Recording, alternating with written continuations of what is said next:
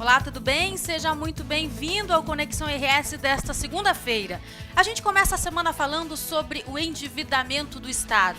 A mudança no indexador da dívida é o primeiro passo para a solução do problema? Outro assunto de hoje é a sustentabilidade e o reaproveitamento de lixo. Tem ainda as informações do dia, música Eu, Tu, Eles e muito mais. Fique aí, porque o Conexão já está no ar.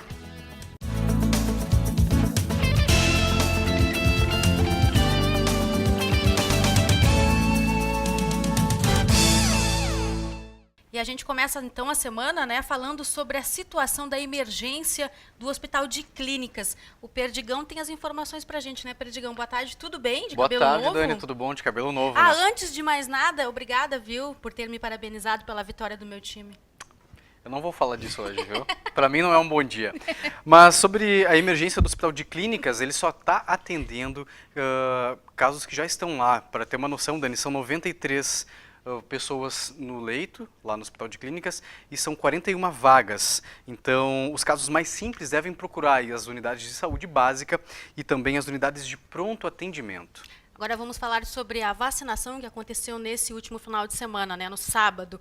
Mais de 9.200 crianças foram vacinadas aqui em Canoas contra o sarampo e a paralisia infantil. Outras 10.000 devem ser imunizadas aí até o final da campanha, que acontece no dia 28. Se você aí de casa é pai aí de criança de mais de 6 meses e menos de 5 anos, não deixe de levar aí os seus pequenos para fazer a vacina, porque é muito importante, né? Perdigão, levou as suas meninas? Levei, sim, procure um posto de saúde. Não deixe de procurar. Eu levei meu menininho, viu? Olha, e você é daqueles que evita levar os filhos ao supermercado para economizar? A gente sabe que levar a criança no mercado não é uma boa ideia, Não é né? uma boa ideia. Eles só sabem pedir. Tudo mais eles ou menos querem. como ir com fome ao supermercado. Sempre vai gastar um pouco mais. É, quase isso. Especialistas aí recomendam levar os pequenos às compras para ensinar, olha só. Eles dizem que a gente tem que levar eles no supermercado para ensinar desde cedo a fazer economia, para aprender a economizar. Dá só uma olhada. Todo mundo sabe que a cada dia que passa está mais caro fazer compras no supermercado. E quando a criançada vai junto, a conta pode ficar ainda mais alta. Por isso, Ramiro e Rosângela preferem vir sozinhos. Dá trabalho, viu? Aí quer pegar tudo que é mais caro. Alguns pais não resistem às pressões dos baixinhos. Segundo pesquisa, 37% dos pais que levam os filhos de até 6 anos no mercado compram mais produtos do que pretendiam. Para quem leva os filhos de 7 a 15 anos, esse percentual chega a 35%. Quando chega a hora de fazer as compras no supermercado, muitas mães preferem deixar os filhos em casa. Mas essa pode ser uma oportunidade para começar a educar financeiramente as crianças. Este educador financeiro explica que antes de ir à loja, todos devem estar bem alimentados para evitar compras desnecessárias. Também é importante em casa os pais orientarem os filhos e elaborar uma lista de compras para eles e outra para a criança. E não esquecer que a pressa é inimiga da perfeição. Papai e mamãe têm que ir lá para quase fazer um passeio, para analisar os preços, para ver a data de validade, tudo isso a criança começa a ganhar conhecimento e passa até a auxiliar a mamãe e o papai. Lígia sempre leva a pequena Júlia ao supermercado e diz que procura orientar e conversar com a filha sem perder a paciência. Ela pede, mamãe, compra isso, daí eu explico, isso aqui não dá para levar hoje, ou porque tá caro, porque não é o momento. Às vezes é porque a gente vai comprar em outro lugar, entende? E ela sempre entende, assim, na boa. A pequena Júlia é parceira de supermercado da mãe há pelo menos 6 anos. Ela afirma que já aprendeu a lição de casa e que não fica nem um pouco triste se sair do supermercado sem o produto que queria. Ela fala que tá caro e eu já entendo isso. Eu entendo, porque eu não sou criancinha que não entende. Eu já sou uma criança de 8 anos, Já é uma criancinha que não entende. Já é uma criancinha de 8 anos. Ai, que amor, pra querida. te ver só, viu a dica? Não vá com fome ao supermercado. Isso aí é uma dica que serve tanto para criança quanto para adulto.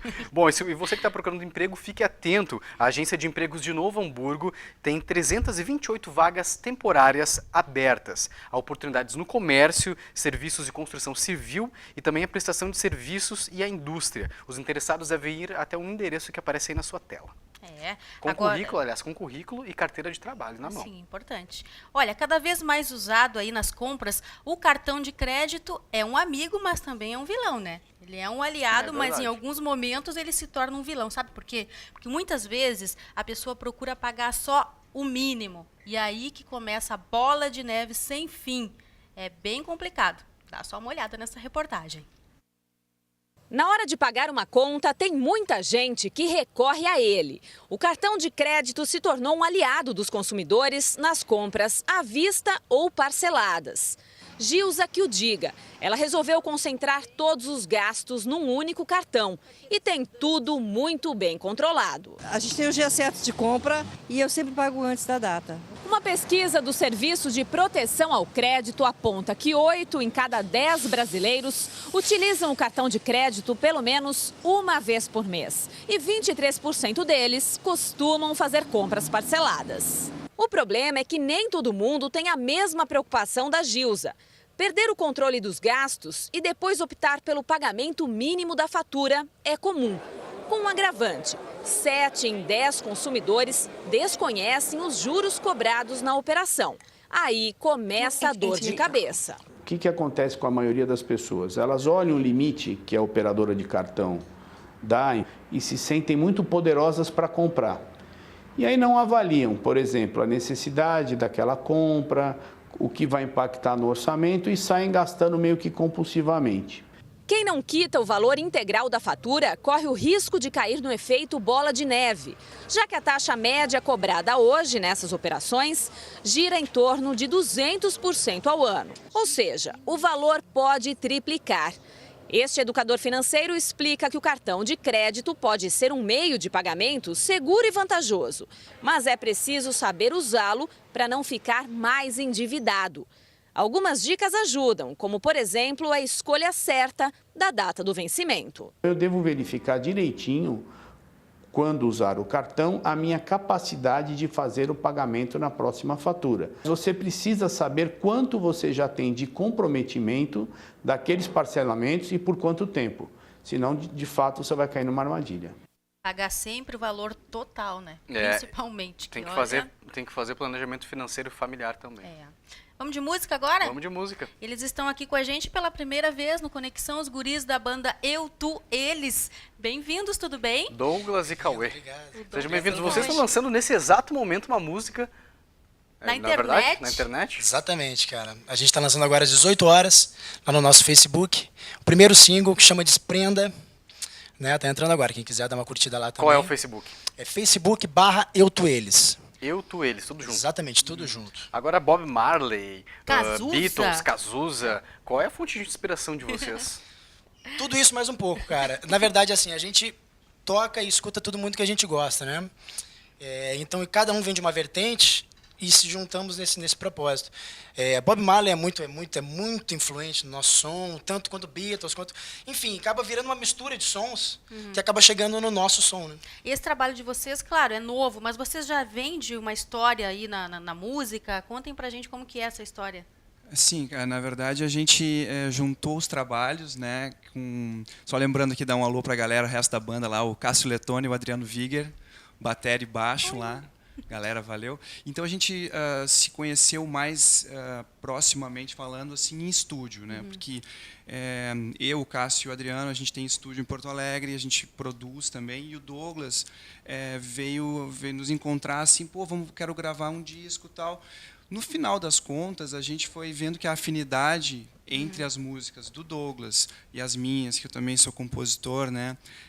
Tinha tudo a ver, sabe? A gente começou daí ele gravou músicas minhas já nessa primeira ideia, e quando a gente foi vendo, a coisa acabou se juntando, a banda resolveu, não, sentar, vamos tocar junto, vamos ver como é que vai rolar esse som.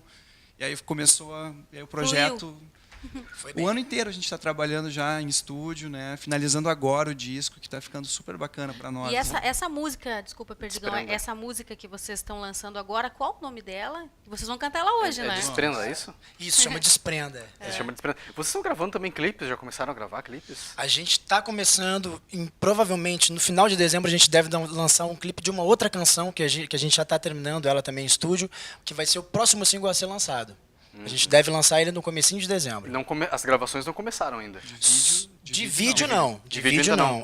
Mas de disco, áudio tá sim. praticamente tudo O pronto. disco tá quase aí sendo Está naquela forno. fase de mixagem e masterização, que é a parte do Aí- nosso engenheiro de som lá, o Henrique Vilasco. Sai esse ano ainda ou no ano que vem? A ideia É? A A ideia é esse ano. Sai esse Bom, ano. tem que ficar ligado no Facebook de vocês, né? facebook.com.br eutoeles. Porque A tem coisas gente- que não depende muito da gente, né? Claro. Que vai para Manaus para pensar e aí que chega em nossas mãos. Então Claro. são esses trâmites que não dependem muito da gente. Tem Mas a uma gente coisa- pretende lançar antes. Tem uma coisa super interessante que é assim, ó, hoje em dia o mercado está super dinâmico. Então, às vezes, é melhor tu lançar 1, 2, 3 do que lançar um disco inteiro Claro. que o pessoal acaba não ouvindo ou não consumindo, porque você sabe que o mercado está super E rápido. muita né? gente, né, surgindo. Olha, na volta do intervalo a gente vai falar aí sobre a renegociação da dívida do Estado. Já, só que antes os guris vão cantar pra gente. Pode ser. Pode. Vamos lá.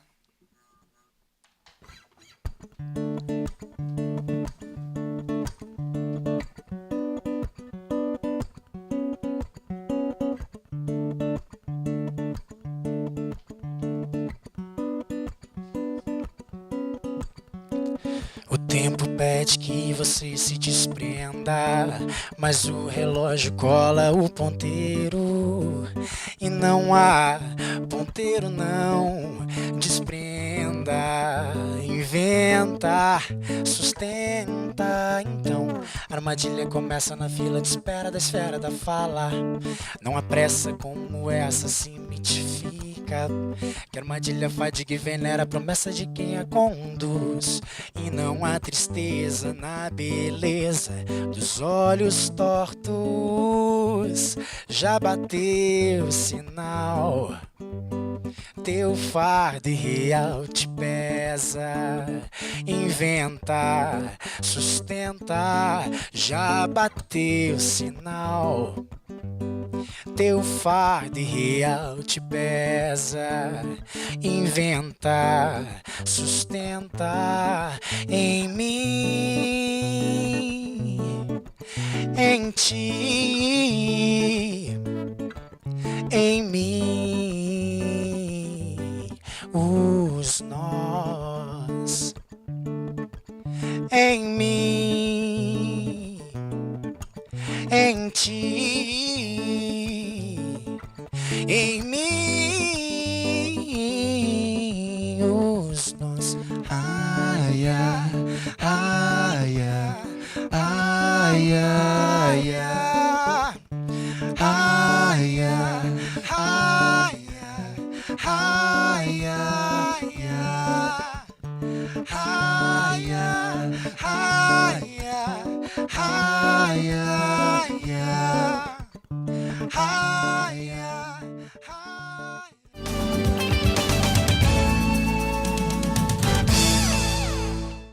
O SEST Senat vai financiar 60 mil carteiras de motorista para o setor de transporte. A iniciativa quer reduzir a falta de motoristas profissionais no mercado. Que bom, né, Perdigão? Interessados em trocar para as categorias C, D e E terão todo o processo custeado. Jovens que tenham interesse em atuar no setor também podem fazer a primeira habilitação. E o clima é de montanha ou de frio nas UTIs do Hospital de Pronto-Socorro de Porto Alegre. O sistema de ar-condicionado voltou a funcionar no final de semana. Aliás, no final da semana passada. A Secretaria de Saúde da capital garante que os técnicos estão aí revisando todos os equipamentos de ar-condicionado do pronto-socorro. Que bom, né, que voltou, porque os pacientes estavam reclamando Estavam muito, sofrendo. porque além do calor, há perigo de ter infecção, né? Infecções, bactérias, É enfim. perigoso, é. Olha, logo após a eleição, o governo federal cedeu e o projeto que muda o indexador da dívida dos estados mudou. Com isso, o Estado ganhou um pouco de fôlego aí para fazer novos empréstimos. Mas isso é a solução? A gente conversa agora com o deputado Giovanni Feltes, do PMDB. Bem-vindo, deputado, tudo bem? Tudo bem, Dani? Tudo bem, Perdigão? Tudo bem, seja bem-vindo. Bom. Deputado, o PT classificou como histórica essa aprovação na mudança do indexador da dívida. O senhor considera essa medida dessa forma como um grande fato histórico? Na verdade, é um paliativo que ameniza a situação em que se encontra o estado do Rio Grande do Sul, que vem se agudizando ao longo dos últimos anos. Na verdade, nós estamos sendo impactados por um indexador que foi acordado e que era pertinente em 1998, o IGPDI mais 6%, e que a partir dos anos 2000 começou a se desconectar exatamente da inflação, do IPCA. O IPCA ficou mais próximo para avalizar o percentual inflacionário no país. E na medida que isso se desconectou, a nossa dívida começou a ser catapultada para um volume muito alto. Como nós temos um teto de 13% da receita corrente líquida real a ser sugado todos os anos pelo governo federal dos nossos cofres de forma direta, não tem nenhuma forma de contestação, nós começamos a criar um resíduo monstruoso para 2028, que já passa a dezenas de bilhões de reais. Essa medida aprovada na semana próxima passada no Senado da República, traz, de um modo geral, uma nova capacidade de quê? De nos endividarmos ainda mais, por volta de 2 bilhões e 700 milhões de reais. Mas para o telespectador ter a ideia do que isso significa, este ano o governo do Estado já vai ter um déficit, vai gastar mais do que arrecada, bem mais de 1,5 bilhão. Portanto, dá para ter uma certa conotação do que representa esses 2 bilhões e 700 de empréstimo que deve ser buscado em uma instituição ou organismo internacional. Agora, deputado, não é um risco aí o governador Sartori já começar com dívida, né? Já começar fazendo um empréstimo, isso seria ruim? É risco para todo mundo. O problema é que o Rio Grande do Sul está em situação falimentar, né? Nós temos um governo que, lamentavelmente, agudizou ainda mais a situação que vinha se acumulando ao longo dos últimos governos. Na verdade, todos os governantes com mais ou menor têm responsabilidade em relação a esta realidade. O fato é que o governador Tarso deu em mão em quase 5 bilhões dos depósitos judiciais, buscou 6 bilhões de empréstimos em organismos internacionais, gasta 4 bilhões a mais do que arrecada nesses 4 anos, no somatório de todos os anos, culminando com 1 bilhão e 500 milhões este ano de gastos a mais do que arrecada. Pegou fundos das mais variadas áreas, como do esporte, da cultura, que representam aproximadamente 770 milhões de reais. E essa é a situação do Estado do Rio Grande do Sul. Hoje, lamentavelmente, é uma vitória de pirro. Nós comemoramos a possibilidade de um resíduo em 2028 menor, e vai ser bem menor, mas agora só um empréstimo de 2 bilhões e 700 para ir levando com a barriga. Agora, deputado, esse endividamento já vem de outros governos também, né? Não é só do governo do Tarso Genro, né? Não, vem de outros, esse né? endividamento já vem... Essa questão de fazer empréstimos, né, e de realocar essas verbas, ela já vinha acontecendo como no governo Rigoto, por exemplo, né? Não, o que ocorre é o seguinte, são duas etapas distintas. Uma, o Rio Grande do Sul vinha Amaral de Souza, Jair Soares, Simon, mais ou menos, e depois os governadores que sucederam, acumulando dívidas, gastando mais do que arrecadava. Muitas vezes isto acabava sendo mascarado com o processo inflacionário, onde daí o orçamento não condiz, não traduz exatamente a realidade financeira do Estado.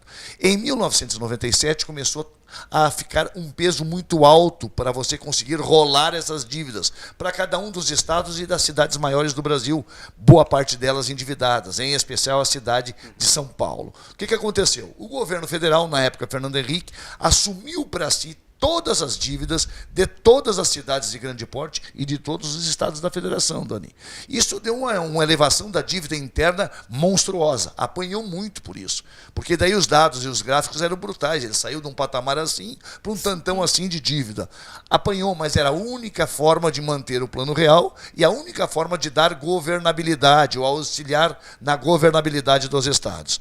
O governador Olívio Dutra era governador a partir de 1999, ficou até 2002, o Rigoto o sucedeu, depois a Ieda Cruzes.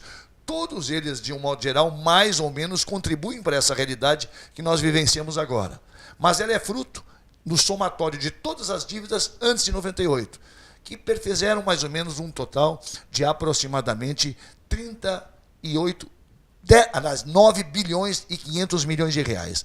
Somados a 8 bilhões, a valores da época, a 8 bilhões de reais que correspondiam à manutenção do Banrisul como um banco público. Então nós estamos pagando isso tudo também. Até pouco tempo atrás, boa parte da dívida que nós pagávamos para o governo federal, isso pouca gente diz, de um modo geral, se utiliza muito o Banrisul com matemática eleitoral ou política, mas boa parte do volume da dívida que nós viemos pagando ao governo federal foi a decisão de 98, de manter o Banrisul público. É o único banco estatal de um estado da Federação Brasileira. Agora, a gente sabe que outros estados também têm dívidas enormes, tão quanto a nossa, né? Mas por que aqui a gente sente tanto, né, deputado? Aqui parece que é tão maior, né? É tão mais sofrível, né? É porque o Rio Grande do Sul vem acumulando déficit há muito tempo. A governadoria dela buscou equilibrar um pouco mais. E aí a oposição dizia, à custa do sofrimento do povo, da falta de investimento, do crescimento baixo da economia, ela contém o déficit, ela quer equilibrar a entrada de dinheiro com a saída. Sim. Bom, o governador Tarso ganhou no primeiro turno, ele fez uma política inversa disso. Ele gasta mais do que arrecada, porque acredita, pelas suas palavras, embora isso não se efetivou, a não ser pelo agronegócio, de que o crescimento do Estado produziria mais receita e, portanto, gerando mais receita, poderia fazer frente às necessidades e às demandas da população e o pagamento desses compromissos. Isso não é exatamente bem assim. Por que nós sentimos mais a agudeza destes números e o impacto? É porque o Rio Grande do Sul é um estado antigo, com uma história administrativa mais antiga que boa parte dos estados da federação. Por outro lado, o nosso crescimento não tem sido muito grande nos últimos tempos, do ponto de vista da economia, na comparação com o crescimento de outros estados e unidades da federação. E, da mesma forma, a capacidade com que os outros se desincumbiram das suas negociações, pagando o mais rapidamente possível, fez com que eles diminuíssem o impacto da dívida com a União relativamente ao seu estado ou à sua cidade. Os mais impactados, os mais debilitados do ponto de vista financeiro, que mais sentem isso, é o estado de Minas Gerais, o estado do Rio de Janeiro e a cidade de São Paulo. Que são as que estão no topo no ranking. Exatamente. Né, e o Rio Grande do Sul é o com mais dificuldades, porque ele não está conseguindo fazer frente às mínimas demandas da população. E convenhamos, quando o Estado, o ente-Estado, não importa se é o Estado do Rio Grande do Sul, ou uma prefeitura, ou um governo federal, não consegue atender as demandas mais comezinhas, mais simples da sua gente, da sua população, é um Estado que, de um modo geral, não atende minimamente às expectativas da população. E daí a coisa fica complicada. Deputado, o senhor falou sobre governabilidade né, e da privatização do Banrisul. O governo do governador José Ivo Sartori, ele corre o risco de ser um mero pagador de contas a partir desse panorama que nós temos hoje? Olha, Perdigão, parece que tu estás reproduzindo as palavras de um ano atrás do atual secretário da Fazenda, do Tarso Genro. O que disse Tonalier? O próximo governador corre o risco de ser um mero gestor e administrador da folha de pagamento. Bom, se o secretário que está no cargo hoje afirmou de forma categórica ou peremptória isso, quem sou eu que não sou economista para duvidar? O fato é que não podemos, de um modo geral, dizer que a redenção do Estado do Rio Grande do Sul está feita com a aprovação disso no Senado, onde eu estava na semana próxima passada.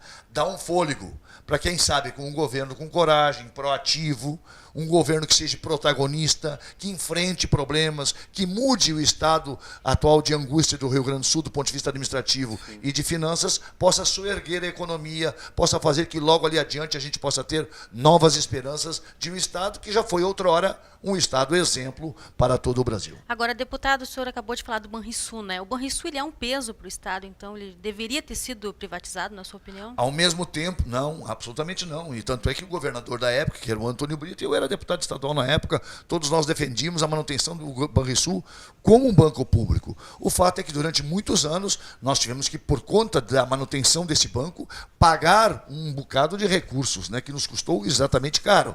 Agora é que é óbvio, há alguns anos o Banrisul tem tido lucros bastante expressivos, que na mesma mão também tem nos auxiliado sobremaneira, além de ser um banco que fomenta a nossa economia, fazendo com que o desenvolvimento do Rio Grande do Sul possa se dar de uma forma bastante equilibrada. Agora, a partir desse empréstimo que provavelmente ou possivelmente o Estado venha aderir, qual deve ser a área que deve receber esse investimento imediato, inicialmente? Que mais precisa seria? Se nós fôssemos auscultar a opinião, mais retorno, não sei. Se nós fôssemos auscultar a opinião pública, cada um teria onde é que o seu sapato mais aperta. Claro. Um é a saúde, o outro deve ser a segurança, o outro deve ser as rodovias, enfim, as mais variadas áreas que são da responsabilidade do Estado. No entanto, eu temo, quem sabe, a necessidade de que, se nós temos um governo que pouco ou quase nada investiu, com as suas expensas praticamente nada, se nós temos um governo nessa situação a assumir agora no início do próximo ano, imagine que não dá para ele escolher a área que ele vai gastar esses 2 bilhões e 700. Até porque ele pega um Estado que está gastando mais do que arrecadou e que provavelmente vai ter que fazer cortes e inferir de forma muito vigorosa em algumas alterações para que possa, quem sabe, voltar a respirar lá na segunda metade do seu mandato. Eu espero que esses 2.700.000, se eles não sirvam para investir diretamente nas coisas que tu e eu possamos estar imaginando e esperando que seja feito pelo Estado, no mínimo sirva para alavancar um crescimento sustentável do Estado e que daí sim possa contemplar as nossas necessidades. A gente quer frisar que a nossa produção entrou em contato, né, com representantes do PT, mas nenhum pôde estar presente hoje no programa, infelizmente, porque seria muito bom que eles estivessem aqui também para debater com a gente, para conversar com a gente, né? Agora, deputado, o senhor acredita que é possível aí um corte de gastos, principalmente até com o número de CCs? Isso já ajudaria um pouco? Secretarias? No imaginário popular, se você diminui o número de secretarias, corta o número de cargos de confiança, passa a ideia de que estão resolvidos os problemas. Não é bem assim. Obviamente que não é bem assim. Isso não é exatamente o suficiente, embora possa parecer uma medida simpática e que, de um modo geral, é a primeira que pudesse ser tomada com maior facilidade. Há necessidade de inferir de forma muito vigorosa em questões que são extremamente pesadas para o Estado. Nós temos o problema da Previdência, por exemplo. Nós pagamos, Perdigão, 6 bilhões, Dani, 6 bilhões por ano a mais do que arrecadamos do IP. Imagina esses 6 bilhões sair dos cofres do Tesouro do Estado para manter. Nada contra, as pessoas têm direito, têm que continuar a pagar, lhes dar garantia, lhes dar sustentação. No entanto, são 6 bilhões que saem do caixa do Tesouro para bancar esse déficit, que vem ano a ano se ampliando cada vez mais.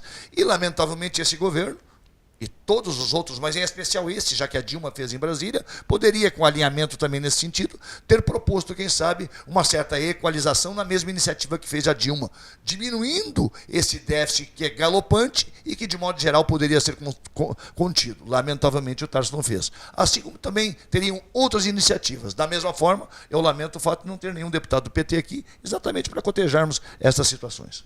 Bom, agora falando sobre o governo de José Wilson Sartori, nós queremos saber, e está aqui na pauta uma pergunta da produção em geral. Não sei se ele vai responder. Não sei se o senhor pode responder, até porque o governador disse que ninguém estaria apto para dar declarações senão ele. Mas o senhor tem a possibilidade de vir a ser secretário do governo de José Wilson Sartori? Eu me elegi agora, depois eu fui para a minha 9ª eleição, de vereador diversas vezes, prefeito de Campo Bom, 3 vezes deputado estadual. Tenho amizade pessoal com o Sartori, coordenei a sua campanha na sua pré-convenção interna, onde ele saiu candidato, com uma expressiva votação já dentro do partido.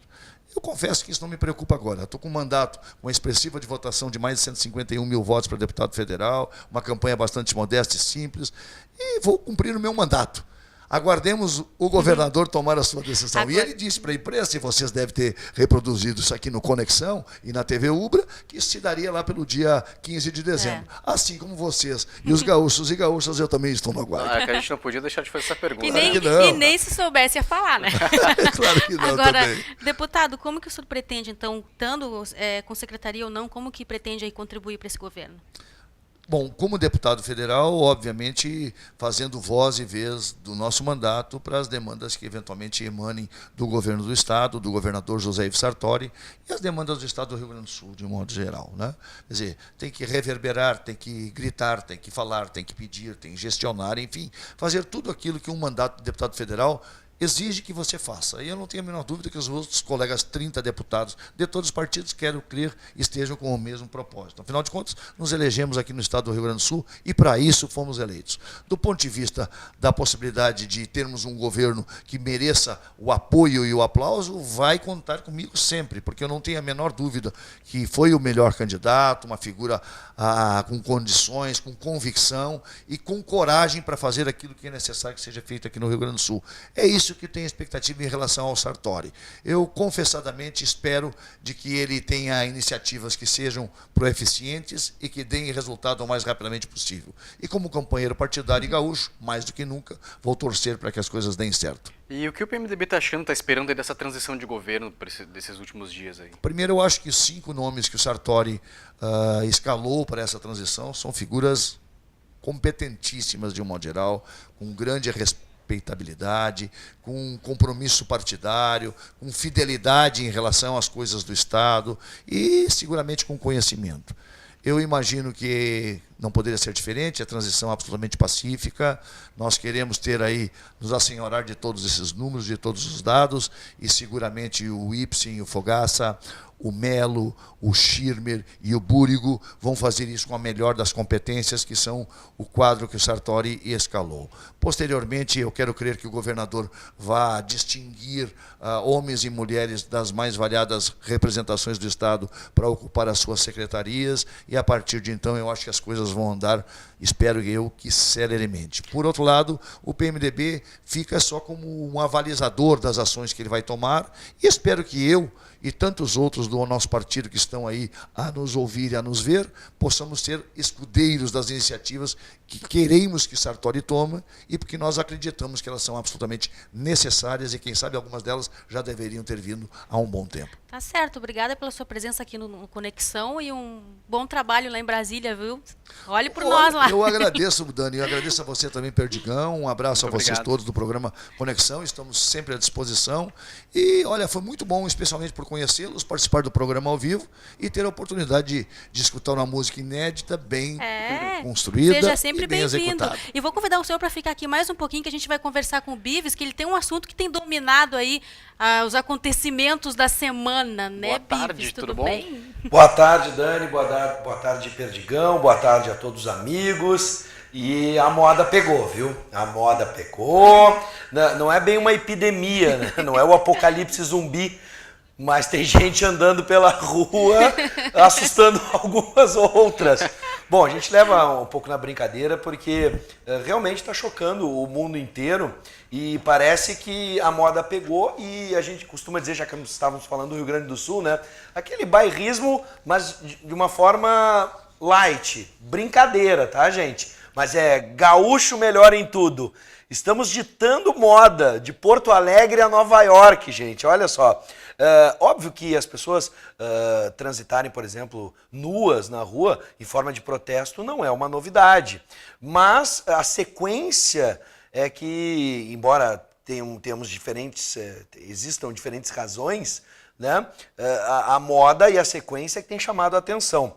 Bom, vamos começar com a primeira. Pode botar no ar aí. Mais um caso. No final de semana, mais uma mulher foi vista correndo nua no centro de Porto Alegre, próximo ao Palácio Piratini. Estávamos falando sobre, né?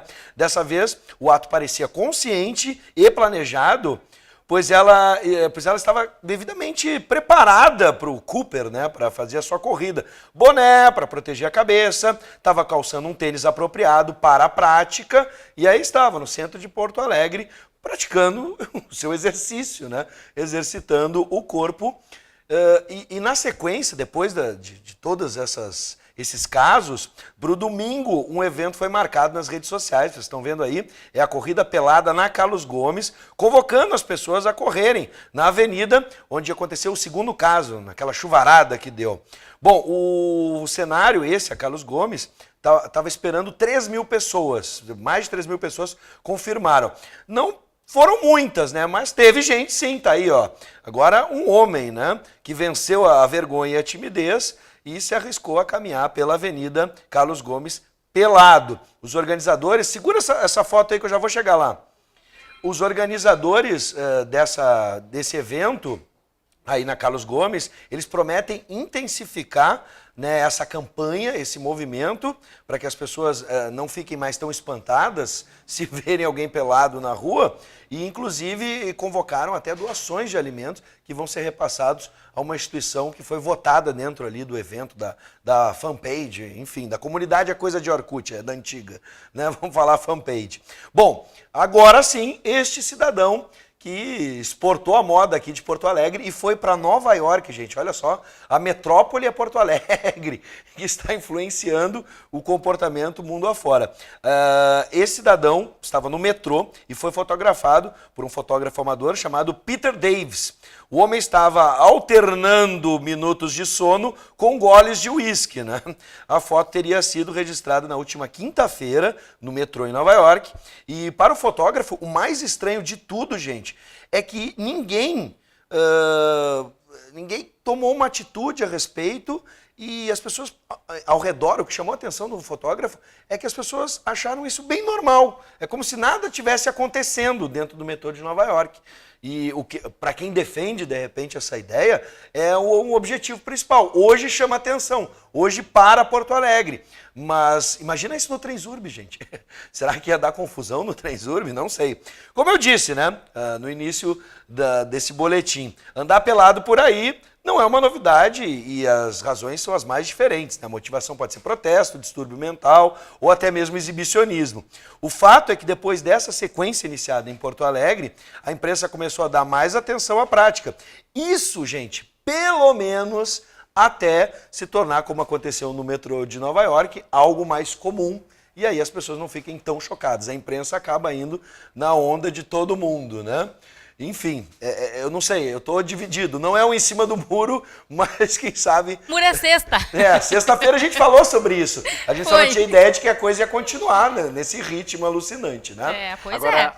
Agora, Bibs, a gente estava conversando aqui no estúdio, e se fosse aqui no metrô, aqui em Canoas, ia esvaziar o metrô, porque o metrô tá sempre lotado, né? Se aparecesse alguém no metrô, ia esvaziar. Não, e a dúvida que fica é, será que ele levou um paninho para sentar?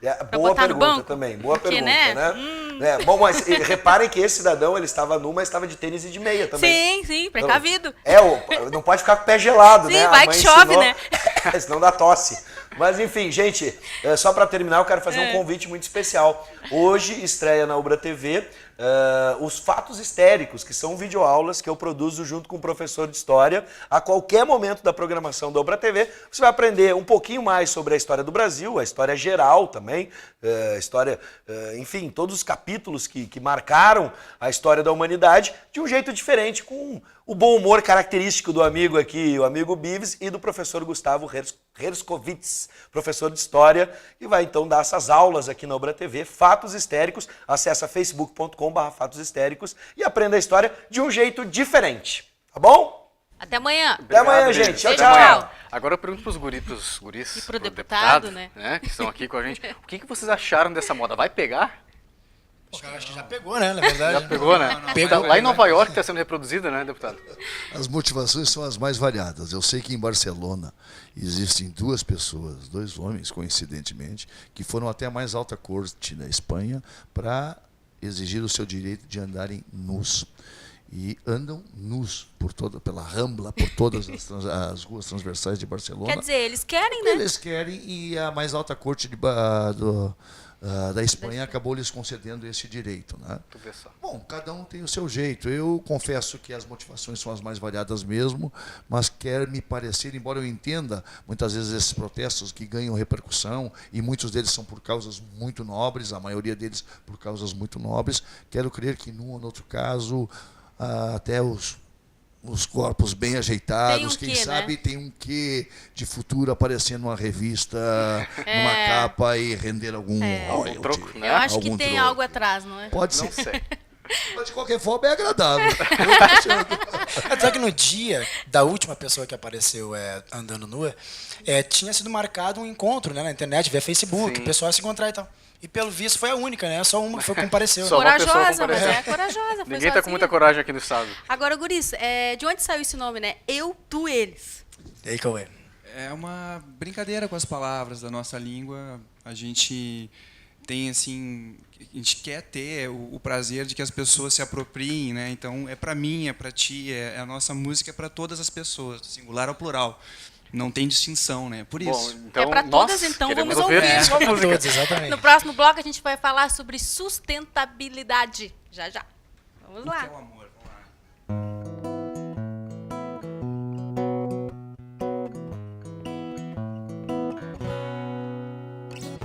Será que existe alguém pra explicar o que é o amor? Eu também não sei. Sei o que passa aqui dentro. É sinfonia, é silêncio. Tem cheiro de flor. Pode a sorte jogar pra você e nada ter valor. Pode o céu se abrir num dia de domingo e nada dar calor. O tempo se arrasta arrasta quando tudo que mais quero é chegar logo pra te ver. Deus quer fazer pirraça, deve tá de brincadeira, me deixando sem você. É como andar no escuro, navegar sem rumo, perder o controle da TV. É uma vontade louca, teu beijo em minha boca, é sorrir sem ter porquê. É como andar no escuro, navegar sem rumo, perder o controle da TV. É uma procura louca, teu beijo em minha boca, é sorrir sem ter porquê. Será que existe alguém pra explicar o que é o amor? Eu também não sei. Sei o que passa aqui dentro é sinfonia, é silêncio. E se chamar, o tempo se arrasta quando tudo que mais quero é chegar logo pra te ver. Deus quer fazer pirraça, deve tá de brincadeira, me deixando sem você. É como andar no escuro, navegar sem rumo, perder o controle da TV. É uma procura louca, teu beijo em minha boca, é sorrir sem ter porquê. É como andar no escuro, navegar sem rumo, perder o controle da TV. É uma vontade louca, teu beijo em minha boca, é sorrir sem ter porquê.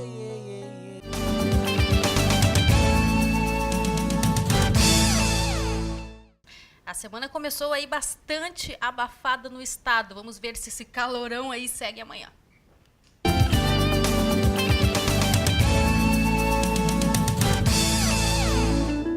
O sol predomina em quase todo o estado. Apenas no sul, Campanha e Fronteira teremos pancadas de chuva à tarde e à noite. A mínima fica entre 13 e 20 graus. A máxima oscila entre 27 e 33 graus. 33?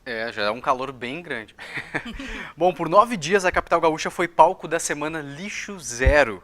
Palestras, workshops e atividades de conscientização foram realizadas com foco na conscientização do reaproveitamento do lixo.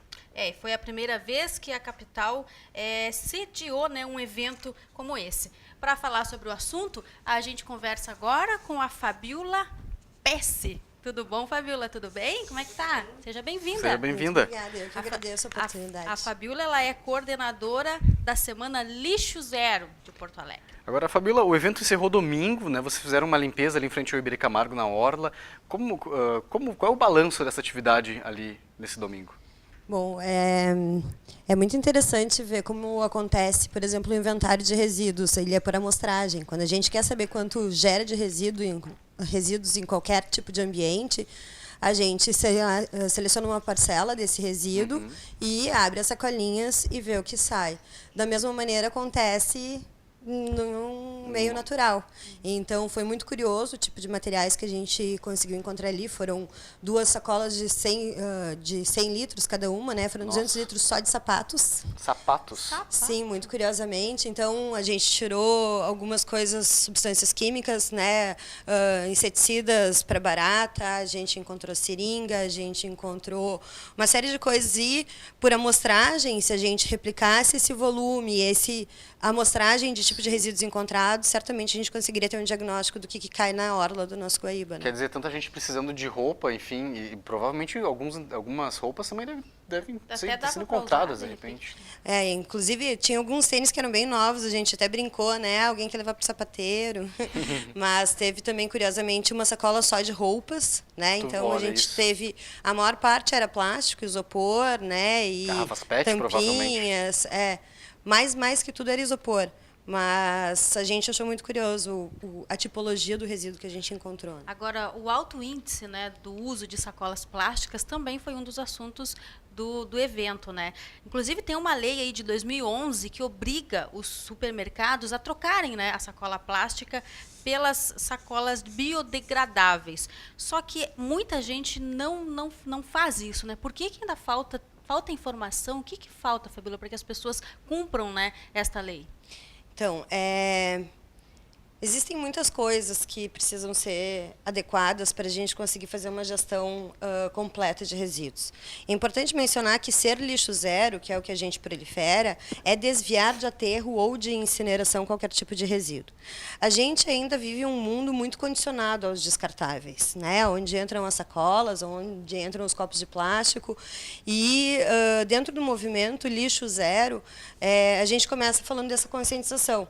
No momento da compra, bom, com que direito hoje eu, para tomar um copo d'água, ainda tenho que ter alguém minerando petróleo, fazendo uma fábrica de plástico que vai transformar num copo para daí eu tomar em 2 segundos e descartar, sabe? Então, isso passa por conscientização. As pessoas normalmente não conhecem tudo que envolve num processo, desde a emissão de carbono, a extração da matéria-prima e daí sim, posterior, o descarte desse tipo de resíduos. Essas leis, elas catalisam esse tipo de resposta, né? A própria movimentação toda que a gente tem em prol do lixo zero vem fomentado pela Política Nacional de Resíduos Sólidos, que recentemente foi muito noticiada, porque os prefeitos estavam estourando seus prazos para encerrar os lixões, né, para se adequar à lei de resíduos sólidos.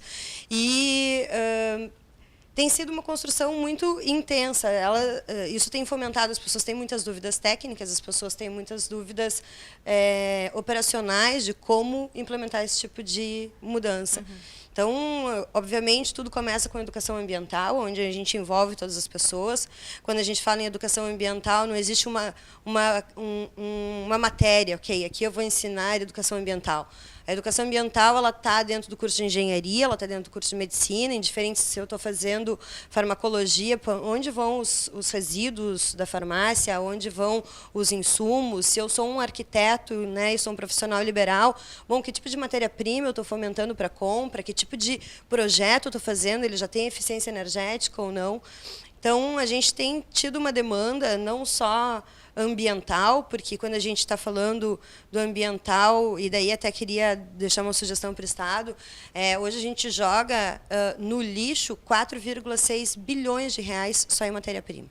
Né? Então, uma das estratégias que o governador passado assinou era que sustentabilidade, reciclabilidade é um assunto estratégico para o Estado do Rio Grande do Sul. A gente entende que incentivar esse tipo de política pública auxilia na economia de um estado, porque a gente deixa de gastar enquanto municípios, né, no encaminhamento do resíduo, que é quando a gente está pagando, né, o volume todo é pago por tonelada que a gente manda para um aterro sanitário. Então, se a gente desvia de um aterro sanitário, a gente tem essa vantagem, que é economizar os cofres públicos e, em contrapartida, né, como um efeito colateral, ainda preserva em matéria-prima, né, uma economia que está gerando circular. Agora, Fabíola, a gente sabe que com pequenas ações também a gente pode fazer grande diferença, né? Então, que dicas que você dá para quem está em casa, para que aprenda aí coisa simples, né? Separar o lixo, né? Pois é, Porto Alegre até tem coleta seletiva, fazer, né, Dani? Porto Alegre tem coleta seletiva, tem alguns pontos de coleta seletiva, mas o que vai em que lugar? Por exemplo, estou em casa, uma garrafa de leite, uma caixinha de leite, eu tenho que lavá-la antes de descartar, por exemplo? Vou estar gastando mais água?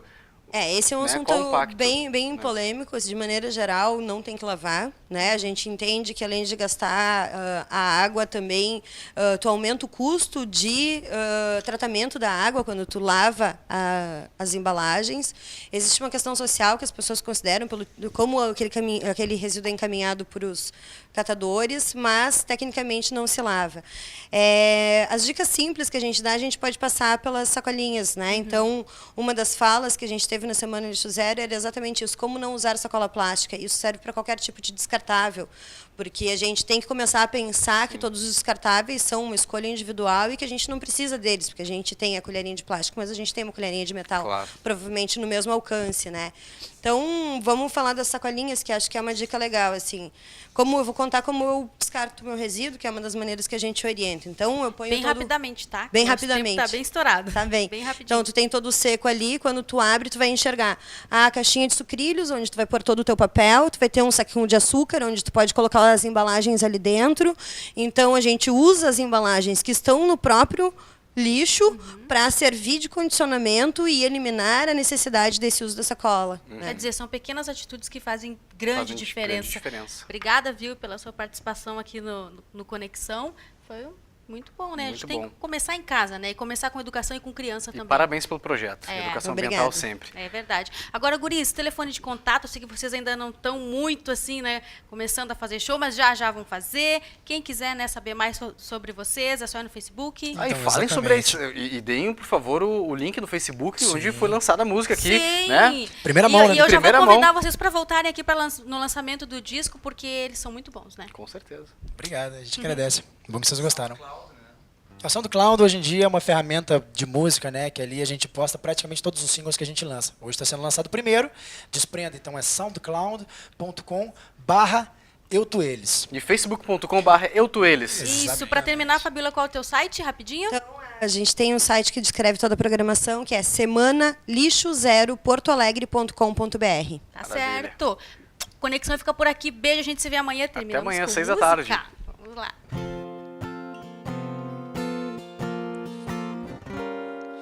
Pode acontecer com qualquer pessoa que entregue a alguém. Tudo que tem da vida não se leva nada além do amor. Um cheiro de cobertor, os dois juntinhos na varanda, esperando o sol se pôr em outra dimensão.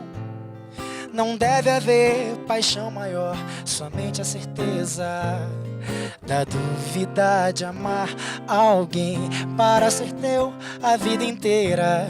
Seja leve como a pena e o algodão, te leve pela mão e seja alguém para remar na correnteza, mesmo sem ter a certeza de te ter. Não tenha pretensão de te prender, de te prender. Quem ousar servir a outra pessoa não vai distinguir, pode sucumbir aos seus caprichos. Quando o amor enfim entrar, será que assim eu vou desgovernar? Como fogo ao vento e meu aposento irá se encher de luz, transpassar o véu que cobre a dor. É tua cruz a espera.